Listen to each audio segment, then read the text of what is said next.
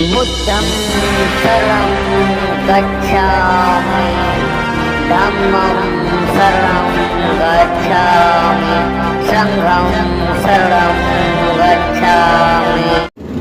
आज संत शिरोमणि रविदास जी की जयंती है, जिनकी पहचान पूरे विश्व में है। उन्होंने ढोंग और पाखंड पर कड़ा प्रहार किया था। इसके कुछ अंश आपके सामने प्रस्तुत कर रही हूँ, कृपया गौर फरमाएं। तो सुनिए। पहले वो गीत पद जिससे ढोंग और पाखंडवाद की नींव टूट गई थी। तो उसके बाद आपको अर्थ भी हम सुनाएंगे। जीवन 4 दिवस का मेला रे, ब्राह्मण झूठा, वेद भी झूठा, झूठा ब्रह्म अकेला रे। मंदिर भीतर मूर्ति बैठी, पूजती बाहर चेला रे। लड्डू भोग चावती जनता, मूर्ति के ढिंग केला रे।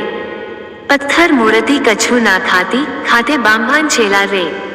जनता लूटती ब्राह्मण सारे, प्रभु जी देती न ढेला रे।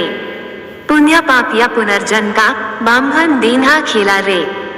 स्वर्ग नरक बैकुंठ पधारो, गुरु शिष्य या चेला रे। जितना दान देवगे जैसा, वैसा निकले तेला रे। ब्राह्मण जाति सभी बहकावे, जन तन मचे बबेला रे।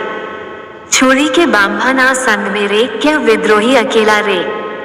चित्तौड़ के कुंभ श्याम के मंदिर में रविदास जी ने ये गीत पद गाया था, जिसका विस्तार से अर्थ है कि ब्राह्मणी लोग भारतीय बहुजनों को पाखंड के नाम पर खूब लूटते थे। उन्होंने लोगों को लूटने के लिए तरह तरह के पाखंड फैलाए हुए थे। संत शिरोमणि रविदास जी ने उनके पाखंडों का खंडन अपने इस गीत से किया था। उन्होंने कहा था कि मनुष्य का जीवन एक बुलबुले की तरह है।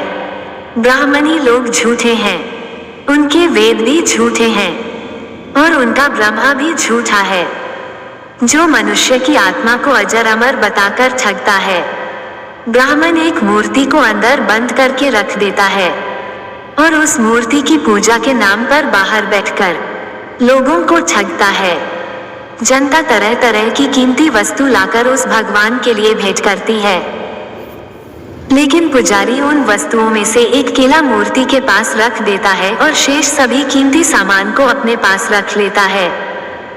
पत्थर की मूर्ति जब उस केले को तक नहीं खा पाती है, तो अन्य वस्तुओं को कैसे खा पाएगी।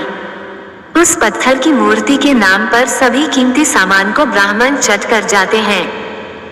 इस प्रकार ब्राह्मण भारत की सारी जनता को लूटते हैं, लेकिन जनता को उसका कोई भी प्रतिफल नहीं मिलता है। ब्राह्मण अपने इस खेल को मजबूती देने के लिए पुण्य, पाप, पुनर्जन्म का पाखंड रचता है। दान के आधार पर स्वर्ग, नरक, बैकुंठ की कल्पना उनके द्वारा की जाती है। इस प्रकार ब्राह्मण लोग सभी को मूर्ख बनाते हैं। जहाँ पर भी एक ब्राह्मण निवास करता है, वह क्षेत्र उसी प्रकार गंदा हो जाता है, जिस प्रकार एक मछली की उपस्थिति से समुद्र गंदा हो जाता है। इसलिए ब्राह्मण के पास निवास नहीं करें, क्योंकि जिस गांव, कस्बे या शहर में ब्राह्मण निवास करता है, उस गांव, कस्बे या शहर का निवास जाति और धर्मवाद के आधार पर होता है। रविदास जी ने कहा था कि ब्राह्मण को अपने पास बसने से वर्जित करें और मेरे सम्यक मार्ग का अनुसरण करें, तभी इस देश की उन्नति शिरोधार्य होगी। कहाँ ब्राह्मणवादी यह शिक्षा की वेद स्वर्ग का द्वार खोलते हैं, और कहाँ रैदास जी की यह चेतावनी की जो वेदों पर चलेगा वह नरक में जाएगा। नोट: अब समय बदल चुका है। ये तो रही रविदास जी के लिखे हुए बोल। जब से भारतीय संविधान हमारे सामने डॉक्टर B.R. अम्बेडकर द्वारा आया है, उस समय से काफी बदलाव आया है। अब सभी ब्राह्मण ऐसा नहीं करते हैं, यह आपको मानना पड़ेगा। आपका भी दोस्त ब्राह्मण कोई होगा जो बराबर बैठते हैं। पहले तो बराबर बैठने की बात अलग, हमारी परछाई से भी नफरत थी, क्योंकि उस समय मनुस्मृति लागू थी। अब मनुस्मृति लागू नहीं है, अब भारतीय संविधान का राज्य है। हमें हिलमिल के रहना चाहिए।